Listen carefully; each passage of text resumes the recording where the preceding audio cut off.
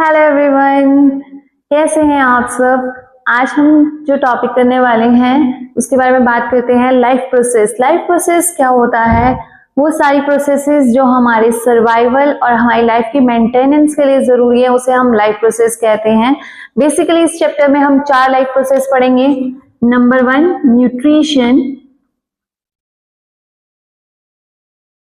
Number 2 respiration, Number 3 transportation,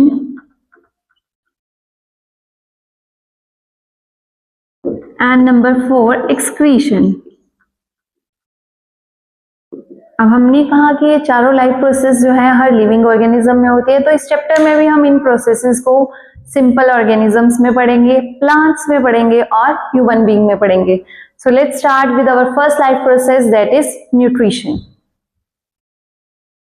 nutrition क्या होता है? Nutrition is the intake of food and utilize it to get energy. जो हम खाना खाते हैं और उसे यूज करते हैं एनर्जी लेने के लिए, उसे हम न्यूट्रिशन कहते हैं। ठीक है, अब हम इसमें बात करते हैं न्यूट्रिएंट्स की। न्यूट्रिएंट्स क्या होते हैं?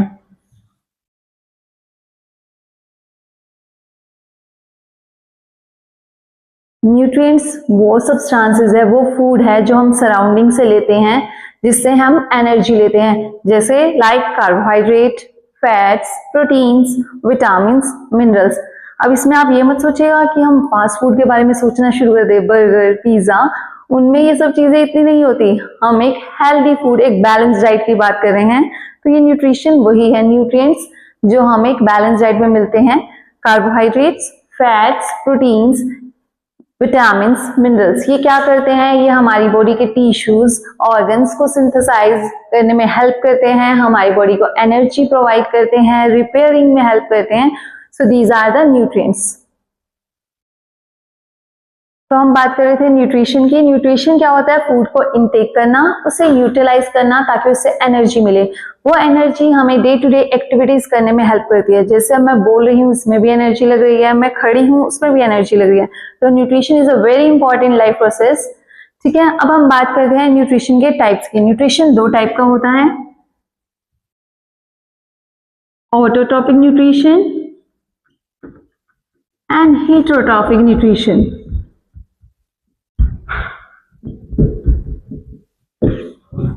ऑटो का मतलब क्या होता है? सेल्फ। एंड ट्रॉफिक का मतलब होता है फूड। मतलब वो ऑर्गेनिज्म जो अपना खाना खुद बनाते हैं, उन्हें हम autotrophic nutrient type of nutrition कहते हैं। और हीट्रो का मतलब होता है अदर्स, और ट्रॉफिक का मतलब फूड जो अपने खाने के लिए दूसरों पे डिपेंड होते हैं, उन्हें हम हीटरोट्रॉपिक न्यूट्रिशन कहते हैं। तो चलिए स्टार्ट करते हैं ऑटोट्रॉपिक न्यूट्रिशन के साथ। Autotrophic nutrition, the type of nutrition in which organisms make their own food.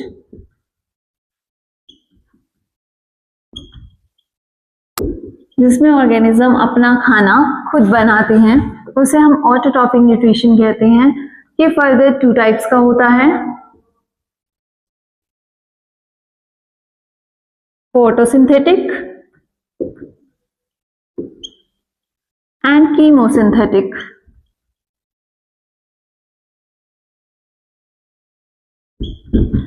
Photosynthetic, photo का मतलब होता है लाइट, और सिंथेसिस का मतलब प्रिपेयर करना।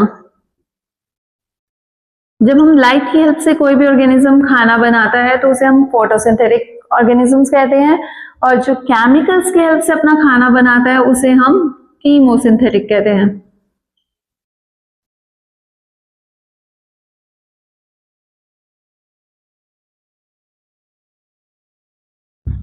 तो let's start with photosynthetic. Photosynthetic light को यूज करके खाना बनाना, इस प्रोसेस को हम कहते हैं फोटोसिंथेसिस।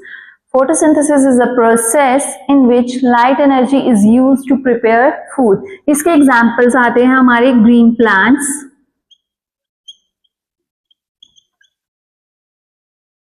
ब्लू ग्रीन एल्गी, जिसका दूसरा नाम साइनोबैक्टीरिया भी होता है। इसके अलावा इसमें एक ऑर्गेनिज्म आता है यूग्लिना। ये एक प्रोटोजोआ है जो फोटोसिंथेसिस की प्रोसेस कर सकता है। कीमोसिंथेसिस में क्या होता है, जहां पे सॉइल में जो केमिकल्स होते हैं या सराउंडिंग में जो केमिकल्स हैं उन्हें यूज करके खाना बनाया जाता है। इसके एग्जांपल्स आते हैं सल्फर बैक्टीरिया।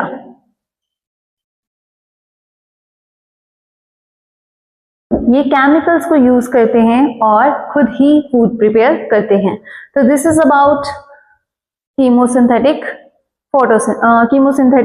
न्यूट्रिशन। तो दो मोड ऑफ न्यूट्रिशन जिसकी हम बात कर रहे थे, उसमें हमने ऑटोट्रॉफिक और हीटरोट्रॉफिक न्यूट्रिशन की बात की थी। ऑटोट्रॉफिक न्यूट्रिशन की बात करते हैं तो ऑटोट्रॉफिक न्यूट्रिशन जो ऑर्गेनिजम्स करते हैं उन्हें हम ऑटोट्रॉप्स कहते हैं। The organism which can make their own food is known as autotrophs. Autotrophs के एग्जाम्पल हमने बात कर ली थी, ग्रीन प्लांट्स होती हैं, ब्लू ग्रीन एल्गी है और यूग्लिना है। अब हम बात करते हैं इसके अंदर होने वाली प्रोसेस फोटोसिंथेसिस की।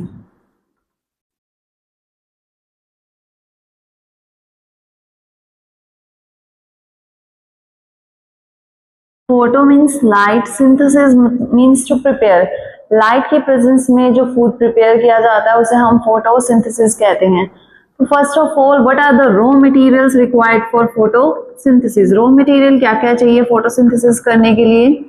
तो रॉ मटेरियल्स में हमारे आते हैं first of all CO2, carbon dioxide,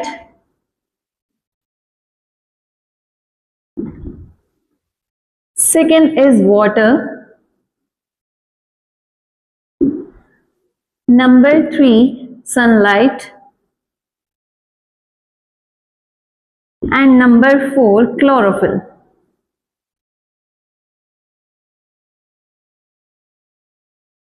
carbon dioxide जो है वो एयर में प्रेजेंट है। एयर में कार्बन डाइऑक्साइड की जो परसेंटेज है वो 0.03% है। कार्बन डाइऑक्साइड प्लांट कैसे लेते हैं? वो लेते हैं उनके अंदर प्रेजेंट पोर्स है जिन्हें हम स्टोमेटा कहते हैं। स्टोमेटा आर द पोर्स जो लीफ के एपिडर्मिस मतलब अपर पार्ट में प्रेजेंट होते हैं। इनके बाहर बीन शेप के सेल्स होते हैं जिन्हें गार्ड सेल्स कहते हैं। इनके बीच के पोर को स्टोमेटा कहते हैं।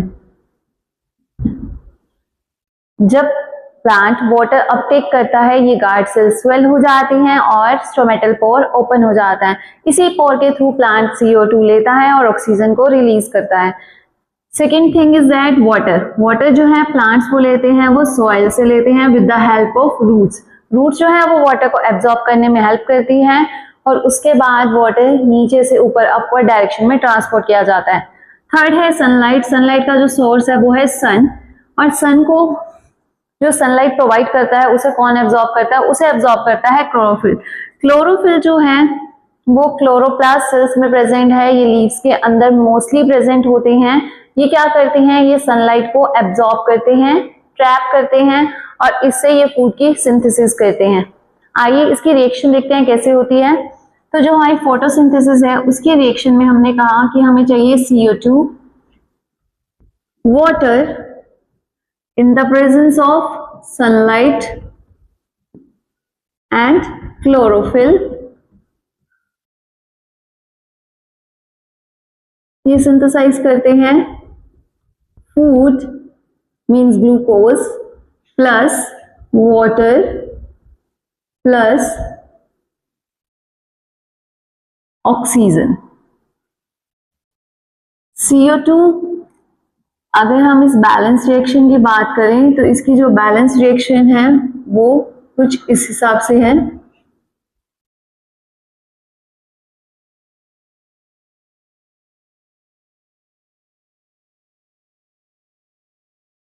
फोटोसिंथेसिस की जो प्रोसेस होती है इसके अब स्टेप्स की बात करते हैं। तो सबसे पहला स्टेप होता है एब्जॉर्प्शन ऑफ सनलाइट। प्लांट जो होते हैं वो सनलाइट को एब्जॉर्ब करते हैं and light energy is converted into chemical energy. Light energy chemical energy में कन्वर्ट होती है जो फूड में स्टोर होता है। सेकेंड पॉइंट जो है वो क्या होता है? उसमें वाटर का स्प्लिट होता है। Water is split into hydrogen, oxygen gas and electrons. यहाँ से जो ऑक्सीजन जो रिलीज होती है, हम कहते हैं फोटोसिंथेसिस से प्लांट ऑक्सीजन रिलीज करता है, वो हाइड्रोजन के स्प्लिट होने से होती है। And number 3 is reduction of CO2 into sugars. CO2 जो होता है वो रिड्यूस होके शुगर बनाता है। मेनली जो हम इसमें बात कर रहे हैं वो ग्लूकोज की है। तो प्लांट में जो फूड है वो बेसिकली ग्लूकोज की फॉर्म में बनता है, बट वो स्टोर जो होता है वो स्टार्च की फॉर्म में होता है। फोटोसिंथेसिस में हमने कहा कि CO2 जो है कार्बन डाइऑक्साइड वो एयर से लेते हैं with the help of stomata, water हम सॉइल से लेते हैं with the help of roots, sunlight sun से आती है और क्लोरोफिल उसे ट्रैप करता है। इससे क्या बनता है, ग्लूकोज बनता है जो एक फूड है जो प्लांट के लीव्स में बेसिकली स्टोर होता है और as a source of energy है हमारे लिए। अब हम बात करते हैं इसी में जो है हम दो एक्सपेरिमेंट्स की बात करते हैं कि how carbon dioxide is essential for photosynthesis और how sunlight is essential for photosynthesis. इसमें से कई बार कोई भी एक्सपेरिमेंट एज इट इज उठ के जो है CBSE के एग्जाम में आ जाता है। जैसे ये एग्जाम की अगर हम बात कर रहे हैं 2023 के एग्जाम में भी एक पूरा क्वेश्चन जो है एक्सपेरिमेंट पे आया हुआ था। तो ये हम सबसे पहले बात करते हैं how sunlight is essential for photosynthesis.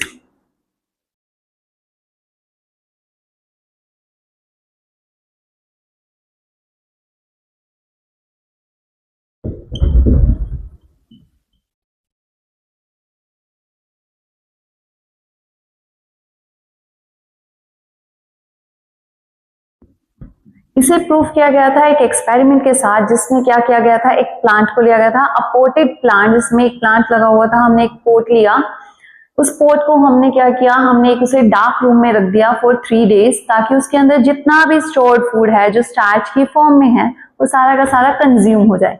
जब उसमें वो 3 डेज के बाद सारा स्टार्च कंज्यूम हो गया, हमने उस पोट को लिया, हमने उसे ओपन ग्राउंड में रखा, बट बिफोर दैट हमने क्या किया, उसके एक लीफ को पार्शली कवर कर दिया ब्लैक पेपर के साथ। फिर हमने उसे ओपन ग्राउंड में रखा फॉर 6 आवर्स, ताकि उसमें फोटोसिंथेसिस की प्रोसेस हो सके।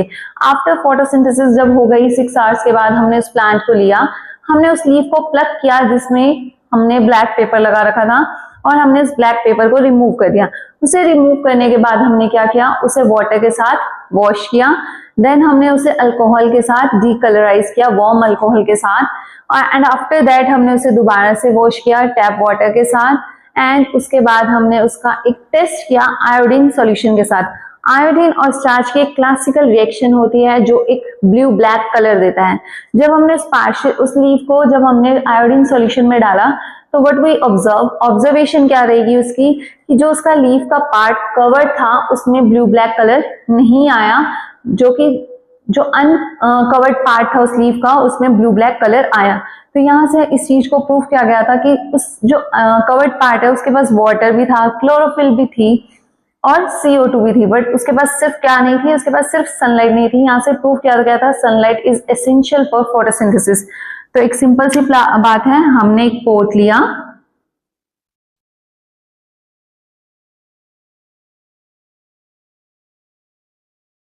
हमने उसे डार्क रूम में रखा,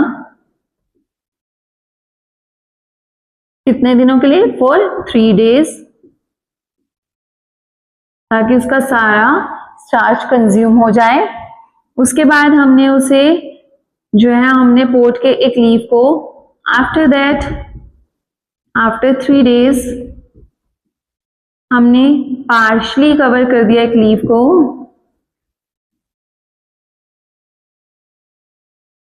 ब्लैक पेपर के साथ। फिर हमने उसे ओपन फील्ड में रख दिया फॉर 6 आवर्स। 6 आवर्स के लिए, 6 आवर्स के बाद हमने क्या किया, हमने उसे प्लग किया, उसका हमने ब्लैक पेपर रिमूव कर दिया,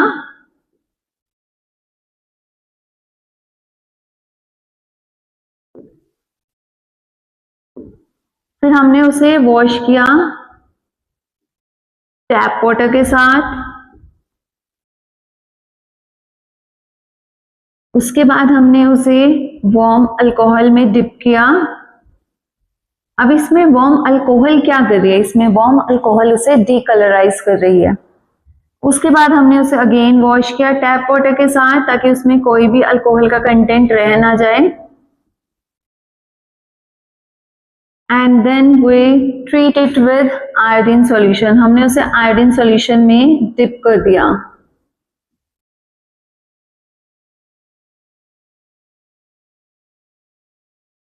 तो जो हमारा लीफ था जिसे पार्शली कवर किया गया था, सपोज उसका इतना पार्ट पार्शली कवर था, तो इसमें हम क्या देखेंगे कि इसका जो नीचे वाला पार्ट है यहाँ पे तो ब्लू ब्लैक कलर आएगा बट यहाँ पे नहीं आएगा। It proves that sunlight is essential for photosynthesis. तो उसके बाद हम नेक्स्ट एक्सपेरिमेंट की बात करते हैं, how carbon dioxide is essential for photosynthesis.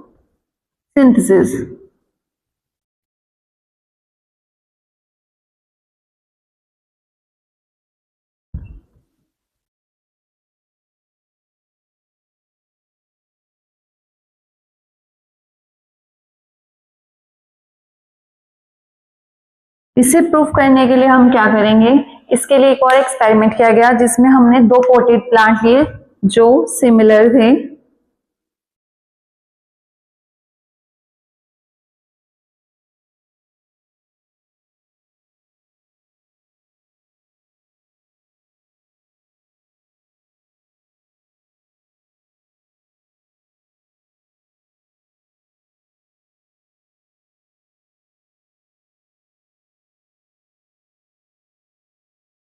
हमने उन दोनों पोटेड प्लांट को 3 डेज के लिए डार्क रूम में रख दिया।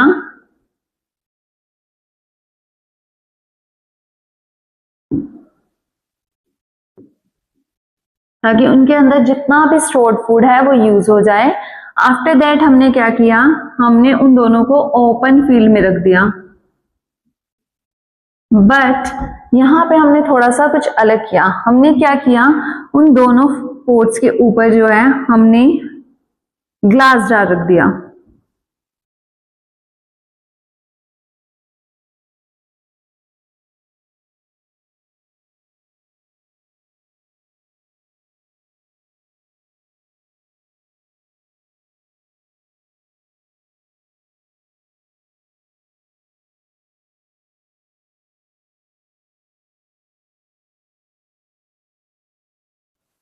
तो हमने इन्हें फिर क्या किया, बेल जार में रख दिया। बट हमने ए प्लांट जो है उसके साथ कुछ भी नहीं रखा, बट बी प्लांट में हमने क्या रख दिया, इसके साथ एक वॉच ग्लास रख दिया। उस वॉच ग्लास में हमने जो है एनहाइड्रस पोटेशियम हाइड्रोक्साइड रख दिया। क्या रख दिया, एनहाइड्रस पोटेशियम हाइड्रोक्साइड। इसकी क्या प्रॉपर्टी होती है, ये कार्बन डाइऑक्साइड को एब्जॉर्ब करता है। और हमने इसके दोनों बेस को वेस्लिन से सील कर दिया ताकि इसमें एयर दोबारा से एंटर ना करे। जो एयर ऑलरेडी प्रेजेंट है वो है और एयर एंटर ना करे। फिर हमने 6 आवर्स के बाद हमने बेल जार रिमूव कर दिया और हमने दोनों प्लांट में से एक एक लीफ को प्लग किया।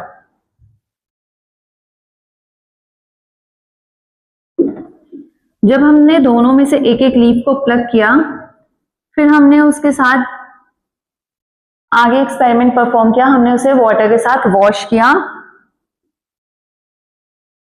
और देन हमने उसे वार्म अल्कोहल में डिप किया। अल्कोहल में डिप करने से उसका जो है कलर रिमूव हो गया।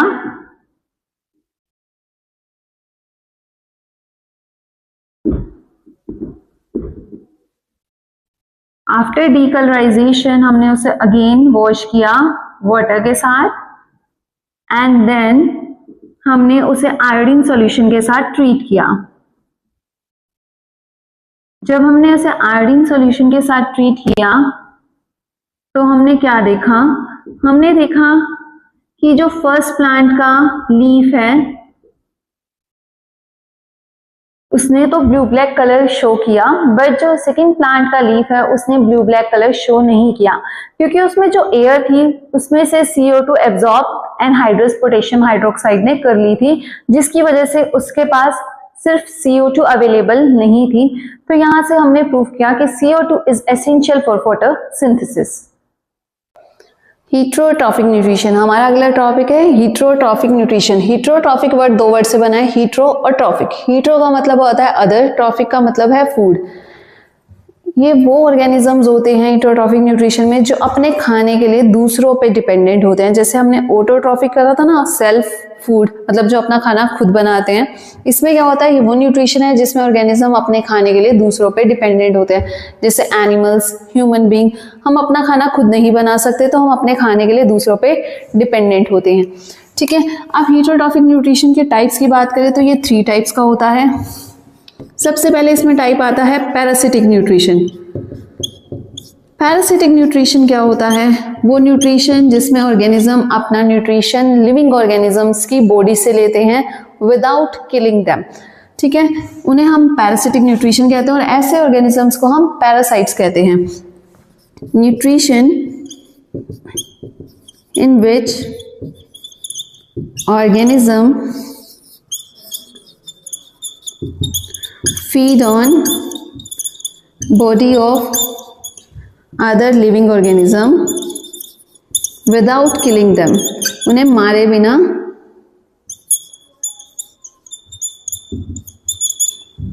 इसे हम कहते हैं पैरासिटिक न्यूट्रिशन। और ऐसे ऑर्गेनिज्म को हम बोलते हैं पैरासाइट्स। इसके एग्जाम्पल हो गए लाइस, लीच, टिक्स।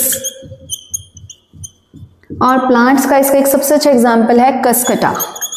ये कई बार बोर्ड में भी पूछा गया है। इसका सिंपल नेम होता है अमरवेल। ठीक है, कि प्लांट बताइए जो पैरासिटिक है, जो अपना खाना खुद नहीं बनाता, दूसरे प्लांट से लेता है, तो इसका एग्जाम्पल कसकटा है। ठीक है, वैसे हम पैरासाइट्स को 2 कैटेगरीज में फर्दर भी पढ़ते हैं, एक्टोपैरासाइट और एंडोपैरासाइट। एक्टोपैरासाइट्स क्या होते हैं, एक्टो वर्ड से पता चल रहा है जो किसी लिविंग ऑर्गेनिज्म की बॉडी के ऊपर फीड करता है। उसके साथ जैसे लाइस है, लीच है, जोक जिसे कहते हैं या जुए कहते हैं, वो बॉडी के ऊपर चिपक जाते हैं और वहां से न्यूट्रिशन लेते हैं। एंडोपैरासाइट्स क्या होते हैं, जो बॉडी के अंदर जाके उससे न्यूट्रिशन लेते हैं। इसमें ऐसे बहुत सारे डिसीज कोजिंग ऑर्गेनिजम्स आ जाते हैं, जैसे लीवर फ्लूक है, वो बॉडी के अंदर जाता है, बॉडी के ऑर्गन से न्यूट्रिशन लेता है, तो अलग अलग बीमारियां भी कोज कर देता है। ठीक है, उसके बाद हमारा सेकेंड न्यूट्रिशन जो आता है वो है सेप्रोफिटिक न्यूट्रिशन। सेप्रोफिटिक न्यूट्रिशन क्या होता है, जिसमें ऑर्गेनिज्म डेड डिकेइंग मैटर से अपना न्यूट्रिशन लेते हैं। ठीक है, तो ये न्यूट्रिशन जो है इन विच ऑर्गेनिज्म अपना खाना कहाँ से लेते हैं, organism feed on dead decaying matter, जो डेड डिकेइंग मैटर पे फीड करते हैं। इन्हें हम जो है डिकम्पोजर्स भी कहते हैं सिंपल भाषा में। ऐसे ऑर्गेनिजम्स को हम सेप्रोफाइट्स भी कहते हैं। ठीक है, इसका एग्जाम्पल क्या है, इसका एग्जाम्पल है bacteria, fungi.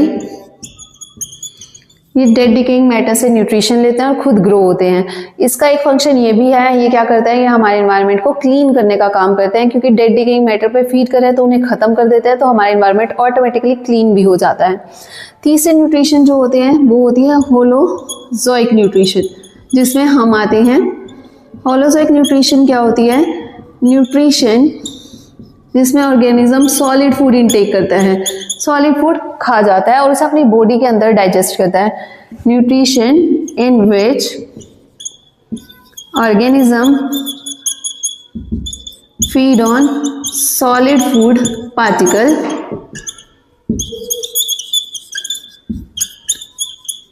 and digest it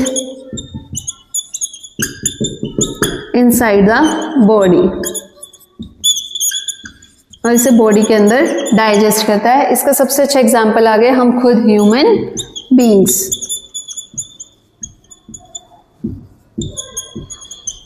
बाकी इसमें आप बहुत सारे पढ़ सकते हैं, जैसे काऊ है, डियर है, गॉट है। हाँ, ये सब क्या है, ये जो है खाने के सॉलिड फूड पार्टिकल को अपने अंदर लेते हैं और उसे अंदर ही डाइजेस्ट करते हैं। तो हम सब होलिजोइक की कैटेगरी में आ जाते हैं। तो हमने हेटेरोट्रॉफिक न्यूट्रिशन पढ़ा, जिसमें ऑर्गेनिज्म अपना खाना दूसरे ऑर्गेनिज्म से लेता है, इसलिए हम इसे हेटेरोट्रॉफिक न्यूट्रिशन भी कहते हैं। ऐसे ऑर्गेनिज्म को हम हेटेरोट्रॉप्स या कंज्यूमर्स की कैटेगरी में डालते हैं। ये 3 टाइप का होता है, पैरासिटिक, सेप्रोफिटिक और होलोजोइक।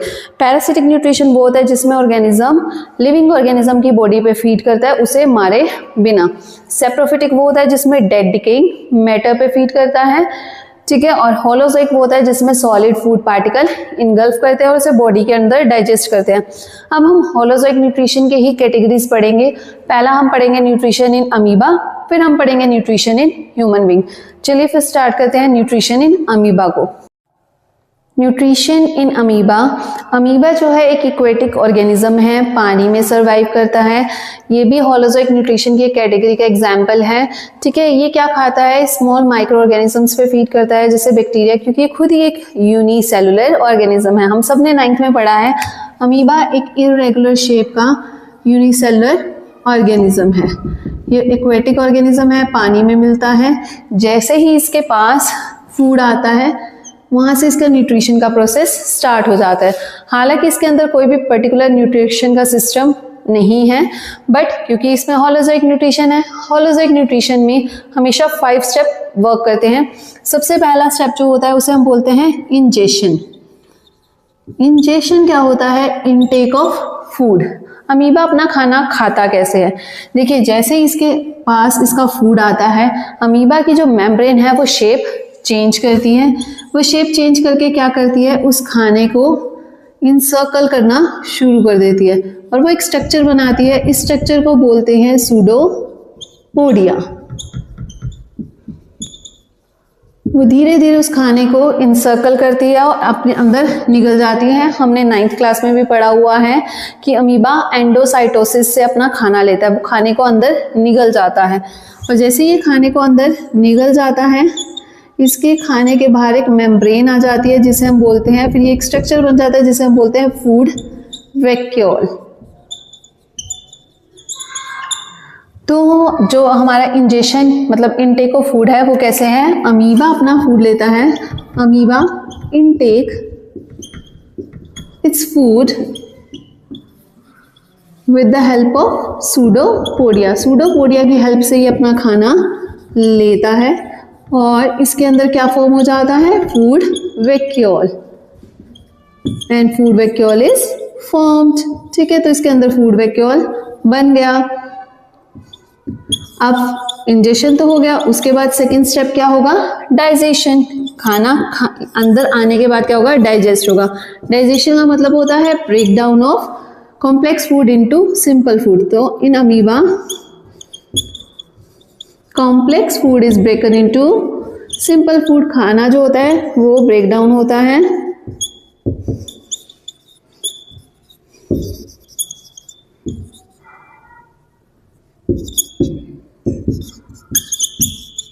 सिंपल फूड में किसकी हेल्प से, डाइजेस्टिव एंजाइम की हेल्प से। डाइजेस्टिव एंजाइम्स वो एंजाइम्स होते हैं जो खाने को उसकी सिंपल फॉर्म में तोड़ते हैं, ठीक है। तो ये खाने को क्या करेंगे, ब्रेक डाउन कर देंगे, वो खाना सिंपल फॉर्म में टूट जाएगा, ठीक है। अब टूट गया खाना, ये हो गया डाइजेशन। वैसे अमीबा के अंदर जो एंजाइम होता है उसे हम लाइसोजाइम कहते हैं।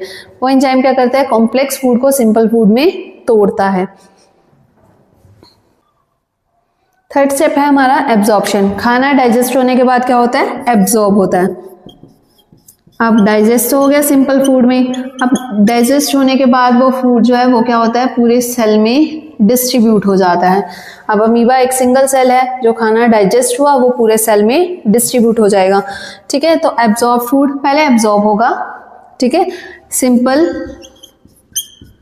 Soluble food is absorbed. अब ये एब्जॉर्ब हो गया अमीबा के सेल के अंदर, ठीक है। अब एब्जॉर्ब होने के बाद फोर्थ स्टेप क्या आएगा, एसिमिलेशन। एसिमिलेशन का मतलब होता है वो पूरे सेल में डिस्ट्रीब्यूट हो गया, ठीक है। Food is distributed in amoeba cell.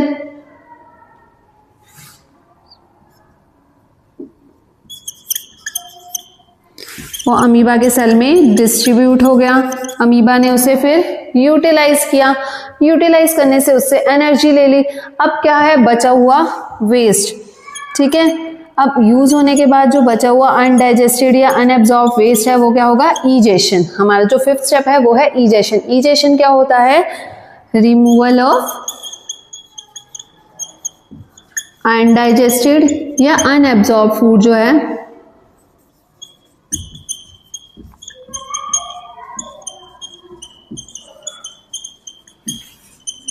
उसे वो रिमूव कर देते हैं। कैसे रिमूव करते हैं, वो अपनी मेम्ब्रेन को रप्चर करके, मतलब जो यूज होने के बाद अमीबा क्या करता है, वो अपनी मेम्ब्रेन को रप्चर कर देता है और जो जितना भी अनडाइजेस्टेड और अनएब्जॉर्ब फूड है वो उसे बाहर पानी में रिमूव आउट कर देता है, ठीक है। Is removed out by rupturing of its membrane. वो अपनी मेम्ब्रेन को रप्चर करके इसे रिमूव आउट कर देता है, ठीक है। और दोबारा से इसकी मेम्ब्रेन फिर से रीफॉर्म हो जाती है। एक बार मैं आपको दोबारा से बता रही हूँ, न्यूट्रिशन के 5 स्टेप होते हैं, इंजेशन, डाइजेशन, एब्जॉर्प्शन, एसिमिलेशन और ईजेशन। सबसे पहला इंजेशन का मतलब होता है इनटेक ऑफ फूड। अमीबा अपना खाना कैसे लेता है, अपनी मेम्ब्रेन की शेप को चेंज करता है, उसे हम कहते हैं सूडोपोडिया। वो उसे इंसर्कल करके अंदर निगल लेता है एंडोसाइटोसिस की प्रोसेस से। जब खाना अंदर आ जाता है तो उस खाने के बाहर एक मेम्ब्रेन बन जाती है और उस स्ट्रक्चर को हम फूड वैक्यूल कहते हैं। ये था इंजेशन का स्टेप। फिर उस कॉम्प्लेक्स फूड को तोड़ा जाता है सिंपल फूड में with the help of enzyme. Amoeba अपने डाइजेस्टिव एंजाइम की हेल्प से उस खाने को सिंपल फूड में तोड़ते हैं। उस एंजाइम का नाम होता है लाइसोजाइम। अब खाना सिंपल फूड में टूट गया, फिर वो जो सिंपल सोल्यूबल फूड होता है वो एब्जॉर्ब हो जाता है अमीबा सेल के अंदर। वो थर्ड हमारा स्टेप है जिसे हम एब्जॉर्प्शन कहते हैं। फिर होता है एसिमिलेशन। एसिमिलेशन में वो फूड डिस्ट्रीब्यूट हो जाता है अमीबा के सेल के अंदर, वो उसे हर सेल के हर पार्ट में दे देता है, फिर वो उसे यूटिलाइज करता है टू गेट एनर्जी। और फिफ्थ स्टेप है ईजेशन। जितना भी बचा हुआ अनडाइजेस्टेड या अनएब्जॉर्ब फूड है अमीबा उसे रिमूव आउट कर देता है। कैसे, वो अपनी मेम्ब्रेन को, प्लाज्मा मेम्ब्रेन को रप्चर करता है, उससे वो वैक्यूल कंटेनिंग वेस्ट को बाहर निकाल देता है और दोबारा से इसकी जो मेम्ब्रेन है वो रीफॉर्म हो जाती है और वो नॉर्मली पानी के अंदर दोबारा से मूव करना स्टार्ट कर देता है। ऐसे ही जब भी उसके सामने उसका खाना आएगा ये सारी स्टेप्स दोबारा से उसके अंदर कॉन्टिन्यूसली वर्क करते रहेंगे। तो ये था nutrition in amoeba.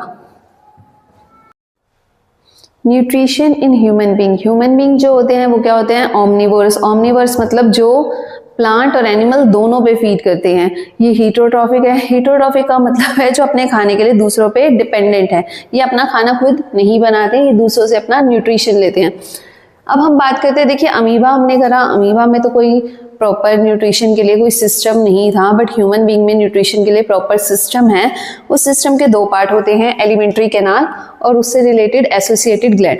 Associated gland वो है जिनमें खाना जाता तो नहीं है बट वो अपनी सिक्रीशन से फूड की डाइजेशन में हेल्प करते हैं। तो 2 ऐसे ग्लैंड हैं, लीवर और पेनक्रियास। उसे हम आगे बढ़ेंगे। पहले हम एलिमेंट्री कैनाल से स्टार्ट करते हैं जिसे हम सिंपली डाइजेस्टिव सिस्टम भी कहते हैं, ठीक है। इसमें हमारा खाना मूव करता है और डाइजेस्ट होता है। सबसे पहला खाना जो जाता है वो माउथ में जाता है, माउथ के बाद वो बकल कैविटी में, उसके बाद फेरिंक्स में, फिर ईसोफेगस में। ईसोफेगस को कॉमनली हम फूड पाइप भी कहते हैं। फिर स्टमक में जाता है, वहां से स्मॉल इंटेस्टाइन में, फिर लार्ज इंटेस्टाइन में। लार्ज इंटेस्टाइन का एक पार्ट होता है जिसे हम एनस कहते हैं। एनस के थ्रू जो वेस्ट प्रोडक्ट होता है वो रिमूव हो जाता है, ठीक है। चलिए स्टार्ट करते हैं इसे। सबसे पहले बात करते हैं माउथ की। माउथ होता क्या है, देखिए माउथ जो है वो 2 हमारे मूवेबल लिप्स के बीच की ओपनिंग है। जो हम खाना खाते वक्त हमारे इतना बड़ा मुंह खोलते हैं ना, जो हमारे लिप्स ओपन हो जाते हैं, उसके बीच का जो एक ओपनिंग है उसे हम माउथ कहते हैं। माउथ के अंदर जो है टीथ, जो और टंग होती है, जो वो जिसमें हमारे टीथ इम्बेडेड होते हैं, मतलब टीथ लगे होते हैं। टीथ का काम क्या है, टीथ फिजिकल डाइजेशन करता है। फिजिकल डाइजेशन मतलब वो कटिंग, टीयरिंग, बाइटिंग और च्यूइंग करता है। टीथ हमारे खाने को काटता है, चबाने में हेल्प करता है, टीयर करने में, बाइट करने में। तो टीथ का जनरल फिजिकली वो फूड को डाइजेस्ट करने में हेल्प करता है। उसके बाद बात करते हैं हम टंग की। टंग हमारा एक मस्कुलर ऑर्गन है। टंग जो है वो क्या करती है, उस पर टेस्ट बड्स प्रेजेंट होते हैं जो हमें अलग अलग टेस्ट देते हैं। जिस टेस्ट के लिए हम खाना एक्चुअल में खाते हैं आजकल, न्यूट्रिशन से ज़्यादा हमें टेस्ट की पड़ी है, तभी तो हमें ये पसंद है और वो पसंद है। ठीक है, तो टंग के ऊपर टेस्ट बड्स हैं जो अलग अलग टेस्ट को डिटरमाइन करती है। दूसरा काम जो टंग का सबसे इंपॉर्टेंट है वो क्या है, वो टंग जो है वो हमारे फूड के साथ सलाइवा को मिक्स करती है। सलाइवा, अब सलाइवा क्या है, सलाइवा जिसे हम हिंदी में थूक या लार भी कहते हैं। ठीक है, सलाइवा को रिलीज करते हैं सेलेवरी ग्लैंड। वो ग्लैंड जो होता है 3 पेयर ऑफ ग्लैंड है हमारी बकल कैविटी के अंदर प्रेजेंट है। 3 सलाइवरी ग्लैंड जो है वो क्या करते हैं, सलाइवा को सिक्रीट करते हैं। सलाइवा एक फ्लूइड है जो माउथ में रिलीज होता है बकल कैविटी में, जो फूड की डाइजेशन में हेल्प करता है। कैसे करता है, देखिए क्वेश्चन सलाइवा पे 2 तरीके से आता है। एक what is the role of saliva, एक what is the role of saliva in digestion of food. ठीक है, मैं आपको दोनों का आंसर समझाती हूँ। अगर हमारे पास क्वेश्चन आया what is the role of saliva, तो हमें पूरा एक्सप्लेन करना है कि सलाइवा क्या करता है। सबसे पहला काम, सलाइवा फूड को मॉइस्ट करता है, सॉफ्ट करता है, क्योंकि जैसे ही थूक या जिसे हम लार कह रहे हैं जो मिक्स हो गया खाने के साथ, वो उसे सॉफ्ट कर देगा, मॉइस्ट कर देगा। ठीक है, ये डाइजेशन का पार्ट नहीं है बट ये उसके लिए हेल्प कर रहा है। डाइजेशन में कैसे काम करता है, सलाइवा के अंदर एक एंजाइम होता है जिसे सेलेवरी अमाइलेज कहते हैं। ये हमारी कॉम्प्लेक्स शुगर को सिंपल शुगर में तोड़ता है। कॉम्प्लेक्स शुगर जो हम कहते हैं ना, हमारे प्लांट्स में खाना किस फॉर्म में स्टोर है, स्टार्च की फॉर्म में स्टोर है, तो वो स्टार्च को किस में तोड़ता है, माल्टोज में तोड़ता है। तो यहाँ पे केमिकल डाइजेशन हो रही है। ठीक है, तो वो स्टार्च को माल्टोज में ब्रेक डाउन करता है। तो ये 2 इसके काम है। अगर खाली डाइजेशन का पूछा जाए उसका रोल क्या है, तो हम सिर्फ ये बताएंगे कि सलाइवा के अंदर एक एंजाइम होता है जिसे सेलेवरी अमाइलेज कहते हैं, जो कॉम्प्लेक्स शुगर स्टार्च को सिंपल शुगर यानी माल्टोज में ब्रेक डाउन करता है। अगर पूरा पूछा गया तो आप उसे जरूर लिखेंगे कि सलाइवा फूड को सॉफ्ट कर रहा है, मॉइस्ट कर रहा है, ताकि इजिली स्वेलो निगला जा सके। तो ये थे फंक्शन ऑफ सलाइवा। उसके बाद बात करते हैं हम बकल कैविटी से हमारा खाना कहाँ जाता है। बकल कैविटी से हमारा खाना जाता है फेरिंग्स में। फेरिंग्स क्या होती है, फेरिंग्स एक कॉमन ओपनिंग है जहां से फूड और एयर दोनों जाती है। एक कॉमन पैसेज है फॉर फूड और एयर। देखिए अब हम कहते हैं, आपने शायद देखा भी है, अगर आप अपना माउथ ओपन करते हैं, मुंह खोलते हैं, तो आपको ना सामने गले में एक छोटा सा हैंगिंग पार्ट दिख रहा होता है और उसके साइड में 2 होल दिख रहे होते हैं। वो जो 2 होल होते हैं वो 2 ओपनिंग होती है, एक फूड पाइप की और एक विंड पाइप की। उससे जस्ट पहले वाला जो पार्ट है वो हमारा फेरिंग्स है। हमारा नोज भी इससे कनेक्टेड है और हमारा माउथ भी इससे कनेक्टेड है। तो खाना और हवा दोनों फेरिंग्स से पास होती है। फेरिंग्स के अंदर हमने एक जो ओवरहैंग सा स्ट्रक्चर देखा होता है उसे हम बोलते हैं एपिग्लोटिस। ये एपिग्लोटिस क्या करती है, ये हमारी विंड पाइप को कवर करती है जब हम खाना खा रहे होते हैं, मतलब जब खाना हम स्वेलो कर रहे होते हैं, निगल रहे होते हैं अंदर की तरफ, तो एपिग्लोटिस जो है वो हमारी विंड पाइप को कवर कर देती है ताकि हमारा खाना विंड पाइप में ना जाए। क्योंकि अगर विंड पाइप में खाना चला गया तो चॉकिंग हो जाएगी, दम घुटने से इंसान की डेथ भी हो सकती है। इसलिए एपिग्लोटिस क्या करता है, ड्यूरिंग स्वेलोइंग ऑफ फूड ये विंड पाइप को कवर कर देता है ताकि फूड इजिली फूड पाइप में ही जा सके। अब फेरिंग्स के बाद खाना जाता है हमारी फूड पाइप में, जिसको हम बोलते हैं ईसोफेगस। ईसोफेगस को हम सिंपल में फूड पाइप कहते हैं। ये एक लॉन्ग ट्यूब लाइक स्ट्रक्चर होता है जो फेरिंग्स से लेकर स्टमक तक जाता है।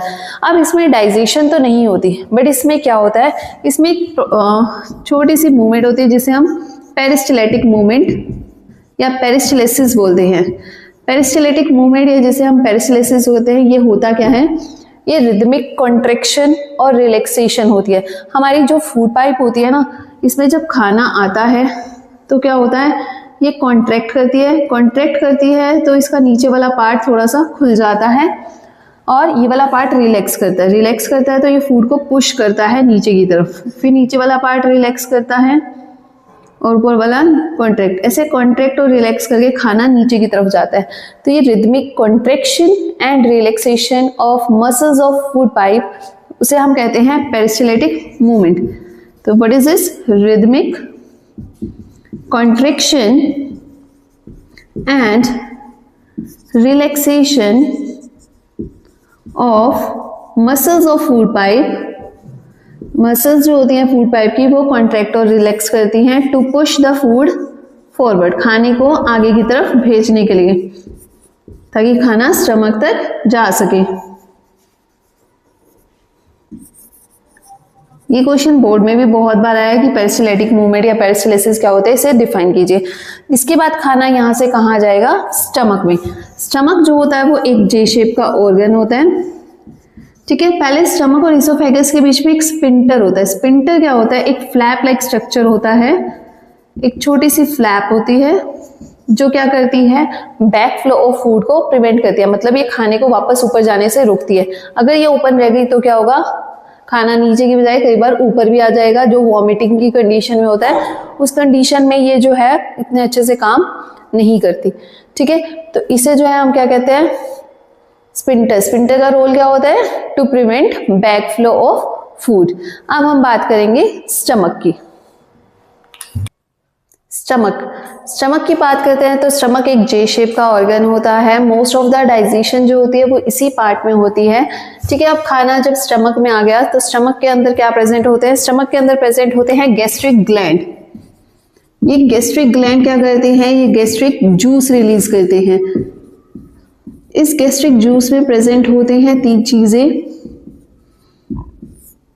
HCl, hydrochloric acid, pepsin, mucus. तो अब हम तीनों का फंक्शन स्टार्ट करते हैं। सबसे पहले बात करते हैं HCl या हाइड्रोक्लोरिक एसिड, जिसे हम कहते हैं hydrochloric acid is one of the strong acid जो प्रेजेंट होता है, ठीक है। ये हमारी स्टमक में है। ये क्या करता है, इसके 2 फंक्शन है। पहला कि फूड के साथ जो भी जर्म्स आते हैं ये उन्हें किल करता है, ठीक है। It kills the germs present in the food, कि जो खाने के साथ जर्म्स आ गए ये उसे किल कर देता है। दूसरा आपको पता है एसिड है तो एसिडिक मीडियम क्रिएट करेगा। तो दूसरा फंक्शन इसका क्या है, ये एसिडिक मीडियम क्रिएट करता है। और वो एसिडिक मीडियम किसके लिए ज़रूरी है, वो पेप्सिन एंजाइम की एक्टिवेशन के लिए ज़रूरी है। पेप्सिन जो होता है नॉर्मली इनएक्टिवेटेड फॉर्म में प्रेजेंट होता है, ठीक है। जब खाना हम खाते हैं वो सिर्फ तभी एक्टिवेट होता है और एक्टिवेट होके डाइजेशन में हेल्प करता है। तो HCl के 2 फंक्शन हैं। पहला, ये जर्म्स को किल करता है जो खाने के साथ आते हैं। दूसरा, ये एसिडिक मीडियम क्रिएट करता है for the action of pepsin enzyme. अब पेप्सिन की बात करते हैं। पेप्सिन क्या करता है, पेप्सिन हमारे खाने में जो प्रोटीन्स होती हैं उन्हें ब्रेक डाउन करता है। किस में ब्रेक डाउन करता है, प्रोटीन की छोटी यूनिट्स, जिसे हम प्रोटीएजेस और पेप्टोन्स कहते हैं, ठीक है। प्रोटीन की सबसे छोटी फॉर्म जो होती है वो अमीनो एसिड होती है। अमीनो एसिड से पहले वाली फॉर्म ये होती है, मतलब ये प्रोटीन को ब्रेक डाउन करता है प्रोटीएजेस और पेप्टोन्स में। हमने पढ़ा था माउथ में हमने कहा स्टार्च ब्रेक डाउन होता है, मतलब कार्बोहाइड्रेट का डाइजेशन कहाँ स्टार्ट होता है, वो माउथ में स्टार्ट होता है। और प्रोटीन का डाइजेशन कहाँ स्टार्ट हो रहा है, वो स्टार्ट हो रहा है स्टमक में। तीसरा है हमारा म्यूकस। अब हमें पता है एसिड, हमें पता है एसिड की एक प्रॉपर्टी होती है वो डिग्रेडेशन करता है। जैसे अगर हाथ पे भी जल जाए तो जल जाता है हमारा हाथ, एसिड गिर जाए, क्योंकि स्ट्रॉन्ग एसिड है। अगर ये हमारे स्टमक में है तो ये हमारे स्टमक की लाइनिंग को भी बर्न कर सकता है, ब्रेक डाउन कर सकता है। तो हमारे अंदर क्या है, एक अपना खुद का डिफेंस मैकेनिज्म है, इसके अंदर प्रेजेंट होता है म्यूकस। म्यूकस क्या करता है, ये स्टमक की लाइनिंग पे प्रेजेंट होता है, ये यहाँ पे इसकी लाइनिंग पे प्रेजेंट होता है। और ये क्या करता है, ये हमारे स्टमक की लाइनिंग को प्रोटेक्ट करता है from the action of pepsin acid. जो म्यूकस है वो हमारे स्टमक की लाइनिंग को प्रिवेंट करता है एसिड के एक्शन से। तो ये होता है इसका काम। अब यहाँ पे जो खाना डाइजेस्ट हो गया, फिर वो आगे जाएगा स्मॉल इंटेस्टाइन में। इंटेस्टाइन की बात करते हैं। अब खाना स्टमक से कहाँ जाएगा, स्मॉल इंटेस्टाइन में। स्टमक और इंटेस्टाइन के बीच में भी एक फ्लैप लाइक स्ट्रक्चर प्रेजेंट होता है जिसे हम स्पिंटर कहते हैं। ये क्या करता है, प्रिवेंट करता है बैक फ्लो ऑफ फूड को। एक स्पिंटर प्रेजेंट होता है ईसोफेगस और स्टमक के बीच में, दूसरा स्पिंटर प्रेजेंट होता है स्टमक और स्मॉल इंटेस्टाइन के बीच में। अब स्मॉल इंटेस्टाइन की बात करते हैं। इसमें भी 3 पार्ट होते हैं। इसका सबसे पहला पार्ट जो होता है उसे ड्यूडोनम कहते हैं। आपको ये नाम याद नहीं रहेगा तो भी कोई दिक्कत नहीं है। स्मॉल इंटेस्टाइन का जो फर्स्ट पार्ट है, इसमें क्या होता है, हमारे जो एसोसिएटेड ग्लैंड्स होते हैं ये अपना सिक्रीशन रिलीज करते हैं। लीवर जो होता है ये क्या करता है, लीवर रिलीज करता है एक फ्लूइड, एल्कलाइन फ्लूइड, जिसे बाइल जूस कहती है।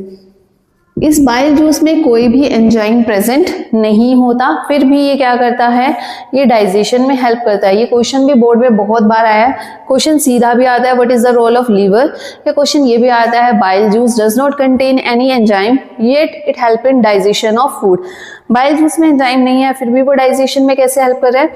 देखिए, हम बाइल जूस की बात कर रहे हैं। बाइल जूस जो है लीवर ने रिलीज किया, ये है लीवर, ठीक है। इसके साथ एक पार्ट प्रेजेंट होता है जिसे गॉल ब्लैडर कहते हैं। लीवर ये जूस सिक्रीट करता है और गॉल ब्लैडर ये जूस को स्टोर करता है टेम्परेरी। अब जब हम खाना खाते हैं तो यहाँ से बाइल डक्ट के थ्रू ये सिक्रीशन जो होता है नीचे की तरफ आता है। यहाँ एक लीफ लाइक स्ट्रक्चर है जिसे पेनक्रियास कहते हैं। आप सबको पता ही होगा कि liver is the largest gland inside the body. हमारी बॉडी के अंदर सबसे बड़ा ग्लैंड जो है वो लीवर ही है, ठीक है। ये बाइल लोब्ड होता है और ये बाइल जूस सिक्रीट करता है। बाइल जूस का फंक्शन क्या होता है? बाइल जूस के दो फंक्शन हम पढ़ते हैं डाइजेशन में। सबसे पहला फंक्शन, बाइल जूस जो होता है help in emulsification of fat. ये फैट की इमल्सिफिकेशन करता है। इमल्सिफिकेशन का मतलब क्या होता है? ये लार्ज फैट मॉलिक्यूल को स्मॉल फैट मॉलिक्यूल में ब्रेक डाउन करता है। मतलब ये उसे स्मॉलर पार्ट में नहीं तोड़ रहा, बस उसके साइज को तोड़ता है। लार्ज फैट मॉलिक्यूल को स्मॉल फैट मॉलिक्यूल्स में ब्रेक डाउन करता है। मतलब पहला फंक्शन तो हो गया, it help in emulsification of fat. दूसरा हमने अभी बात करी थी कि बाइल जूस क्या है? एल्कलाइन फ्लूइड है। तो ये एल्कलाइन मीडियम क्रिएट करता है, जो क्या करता है, अब हमें पता है जो फूड स्टमक से आ रहा है वो तो एसिडिक मीडियम में है क्योंकि वहां पे HCl था। ये उसे न्यूट्रलाइज करता है, एल्कलाइन मीडियम क्रिएट करता है ताकि पेनक्रियाज के जो एंजाइम हैं वो एक्टिवेट हो सके। अब पेनक्रियाज के जो एंजाइम है वो एल्कलाइन मीडियम में वर्क करते हैं। तो इसका एक एंजाइम होता है जिसे हम ट्रिप्सिन कहते हैं, तो ये उसकी एक्टिवेशन में हेल्प करता है। तो ये थे फंक्शन ऑफ बाइल जूस। अब हम बात करते हैं पेनक्रियाज की। पेनक्रियाज जो होता है लीफ शेप का स्ट्रक्चर होता है, स्टमक के नीचे प्रेजेंट होता है। ये रिलीज करता है पेनक्रिएटिक फ्लूइड। इस पेनक्रिएटिक फ्लूइड में एंजाइम्स प्रेजेंट होते हैं। सबसे पहला एंजाइम जो होता है वो भी हमने बात करी, ट्रिप्सिन। ट्रिप्सिन क्या करता है? ये प्रोटीन्स को, पेप्टोन्स को या प्रोटीएजेस को, इन तीनों में से जो भी खाने में होता है ये उसे ब्रेक डाउन करता है। किसमें? डाईपेप्टाइड में। ये प्रोटीन को फर्दर ब्रेक डाउन करने में हेल्प करता है। जैसे अभी हमने कहा था कि पेप्सिन भी करता है, वैसे ट्रिप्सिन भी करता है। ट्रिप्सिन प्रोटीन्स, पेप्टोन्स या प्रोटीएजेस को फर्दर ब्रेक डाउन करता है। किसमें? डाईपेप्टाइड्स में। इसके अलावा एक एंजाइम जो इसके अंदर होता है वो होता है अमाइलेज। अमाइलेज क्या होता है? स्टार्च को तोड़ता है सिंपल शुगर में। देखिए पूरा का पूरा स्टार्च स्टमक में हमारे माउथ में नहीं टूटता है, फर्दर वो पेनक्रियाज की हेल्प से स्मॉल इंटेस्टाइन में टूटता है, तो वो उसे सिंपल शुगर्स में ब्रेक डाउन करते हैं।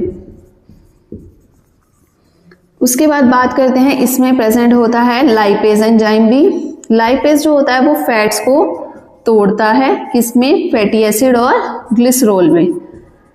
ये इसकी सिंपलर फॉर्म है। तो हमारे पेनक्रियाज में तीन एंजाइम हम पढ़ेंगे, trypsin, amylase, lipase. Trypsin protein, peptones और प्रोटीएजेस को फर्दर तोड़ता है डाईपेप्टाइड्स में। अमाइलेज जो होता है वो स्टार्च को सिंपल शुगर्स में तोड़ता है और लाइपेज फैट को फैटी एसिड और ग्लिसरॉल में तोड़ता है। ठीक है, अब हम इसमें क्वेश्चन जो एक ये भी आता है कि पेप्सिन और ट्रिप्सिन में क्या फर्क है। देखिए हमने पेप्सिन पढ़ा, पेप्सिन स्टमक रिलीज करता है, गैस्ट्रिक ग्लैंड रिलीज करते हैं, जो उसके जो है गैस्ट्रिक ग्लैंड रिलीज करते हैं, पहली चीज। दूसरा जो हमारा ट्रिप्सिन है वो पेनक्रियाज रिलीज करता है। सेकंड फंक्शन जो है वो पेप्सिन क्या है? पेप्सिन एसिडिक मीडियम में एक्टिवेट होता है, वर्क करता है, जबकि ट्रिप्सिन एल्कलाइन मीडियम में वर्क करता है। तीसरा डिफरेंस क्या है? पेप्सिन प्रोटीन्स को तोड़ता है प्रोटीएजेस और पेप्टोन्स में, और ट्रिप्सिन उन्हें फर्दर ब्रेक डाउन करता है डाईपेप्टाइड्स में। तो ये तीन डिफरेंस है जो आपको आने चाहिए। कई बार बोर्ड में क्वेश्चन इन दोनों के बीच का डिफरेंस भी आ जाता है। अब ये जो दोनों का सिक्रीशन है पेनक्रियाज का, पेनक्रियाज जूस रिलीज करती है एक डक्ट के थ्रू जिसे पेनक्रियाटिक डक्ट कहते हैं। लीवर का सिक्रेशन बाइल डक्ट के थ्रू आता है। ये दोनों यहाँ पे मिक्स हो जाते हैं और यहाँ पे जो बनती है वो कॉमन डक्ट होती है।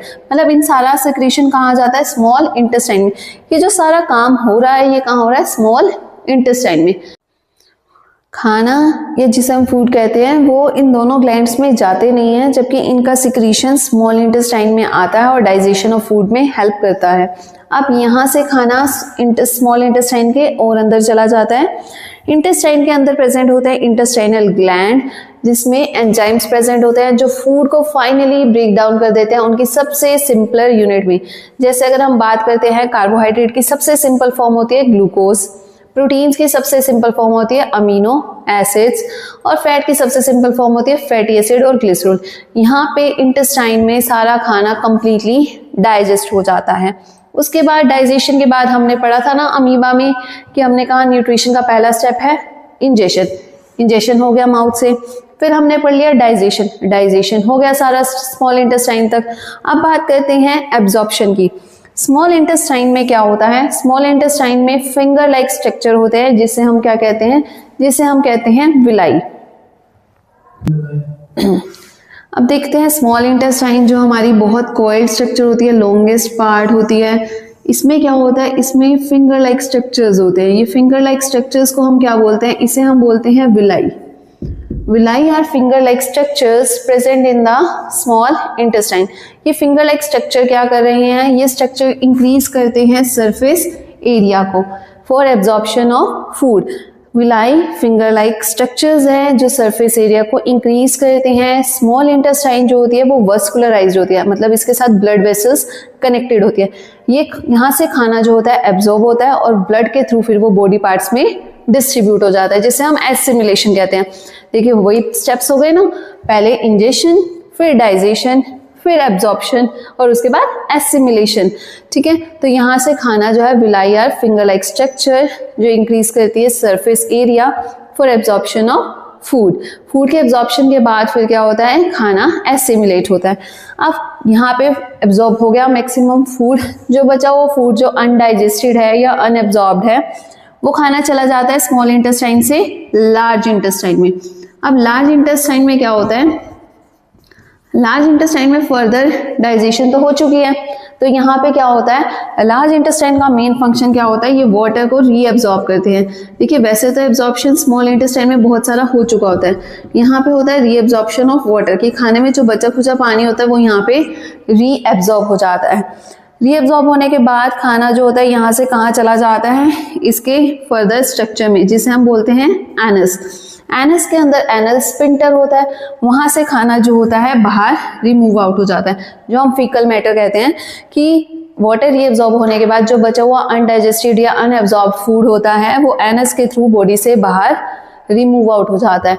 तो इसे हम कहते हैं न्यूट्रिशन इन ह्यूमन बीइंग। तो ये था न्यूट्रिशन इन ह्यूमन बीइंग। यहाँ पे हमारा न्यूट्रिशन का टॉपिक हो गया खत्म। होप आपको मेरी वीडियो अच्छी लगी हो। अगर आपको मेरी वीडियो अच्छी लगी है तो हमारे चैनल के साथ बने रहिएगा।